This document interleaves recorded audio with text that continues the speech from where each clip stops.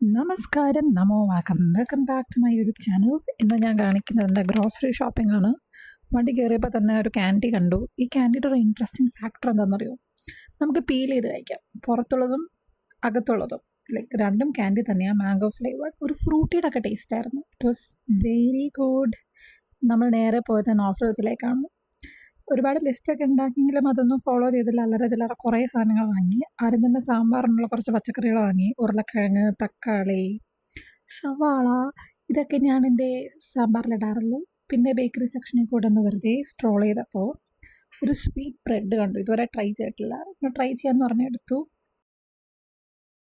അത് കഴിഞ്ഞിട്ട് നേരെ പോയത് പെറ്റ് സെക്ഷനിലേക്കായിരുന്നു.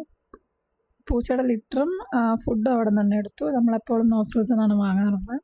ഭയങ്കര എക്കോണമിക്കലാണെന്ന് തോന്നിയിട്ടുണ്ട്. ആൻഡ് ഓൾസോ ഒലീവ് ഓയിൽ എടുത്തു. പിന്നെ ആപ്പിൾ സൈഡർ വിനീഗർ എടുത്തു. അത് കഴിഞ്ഞിട്ട് ചിക്ക് പീസ് എടുത്തു 2 ക്യാൻ. കടലക്കറി ഉണ്ടാക്കാൻ വേണ്ടി പുട്ട് കൂട്ടി കഴിക്കാമല്ലോ. ആൻഡ് അഗെയിൻ അത് കഴിഞ്ഞ് നമ്മളൊരു ജ്യൂസ് എടുത്തു, മാംഗോ ഫ്ലേവേർഡ് തന്നെ. പിന്നെ ചിപ്സ് വളരെ മുഖ്യമാണ്. ചിപ്സ് എപ്പോൾ പോയാലും എടുക്കും, ഭയങ്കര അഫോർഡബിൾ ആയിട്ടുള്ള റേറ്റിലാണ്. ആൻഡ് ഞാൻ ഇതൊക്കെ കഴിഞ്ഞ് പുറത്തിറങ്ങിയപ്പോഴാണ് ഓർത്തത്, നല്ല വെയിലുണ്ട്. 4 ഡിഗ്രി സെൽഷ്യസ് ഉള്ളൂ. ഞാൻ മാത്രമാണ് വിൻ്റർ ജാക്കറ്റായിട്ട് പുറത്തിറങ്ങിയേക്കുന്നത്. ആൻഡ് അത് കഴിഞ്ഞ് ഞങ്ങൾ ഡോളറാമയിൽ പോയി. ഡോളറാമയിൽ നിന്ന് പ്രിങ്കിൾസ് എടുത്തു, ബൗളെടുത്തു പൂച്ചകൾക്ക് വേണ്ടി.